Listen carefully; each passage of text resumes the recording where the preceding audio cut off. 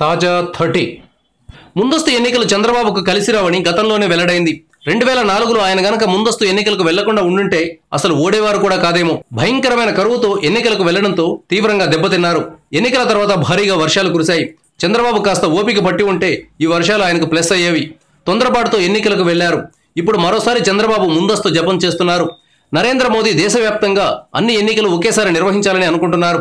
అందుకోసం 6 నెలల ముందుగానే ఎన్నికలకు వెళదామనే ఆలోచనలో ఆయన ఉన్నారు. చంద్రబాబు, కేసీఆర్లు కూడా ఇందుకు సై అంటున్నారు. ప్రధానంగా చంద్రబాబు ముందస్తుకు సిద్ధమనడానికి కారణం ఆయనకు అందిన ఒక విశ్లేషణ కారణమట. ఇటీవల ఆంధ్రప్రదేశ్లోని కొన్ని మున్సిపాలిటీలు, పంచాయతీల్లో పలు వార్డులకు ఎన్నికలు జరిగాయి. వీటిలో చాలా వరకు టీడీపీ గెలిచింది.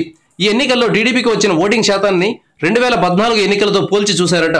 ఈ పోలిక ద్వారా టీడీపీ ఓటింగ్ 16.3% పెరిగినట్లు తేలింది. అదే సమయంలో వైసీపీ ఓటింగ్ 13% తగ్గిందట.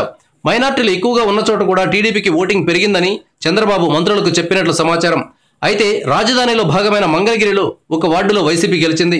ఈ వార్డుల ఎన్నికలను అసలు ఎన్నికలతో పోల్చడం తెలివి తక్కువ పని అని వైసీపీ వర్గాలు చెప్తున్నాయి. కానీ చంద్రబాబు మాత్రం ధీమాగా ఉన్నారట. 2004లో కూడా ఆయన ఇలాగే అలిపిరి దాడితో సానుభూతి వస్తుందని, గెలుస్తామని భ్రమించారు. ఇప్పుడు కూడా ఆ భ్రమ రిపీట్ కాదని గ్యారంటీ లేదు. ప్రజలు ఇచ్చిన 5 ఏళ్ల అవకాశాన్ని వాడుకోవడం తెలివైన నాయకుడి లక్షణం. Thank you viewers. ఈ వీడియో మీకు నచ్చితే లైక్ బటన్ టచ్ చేయండి.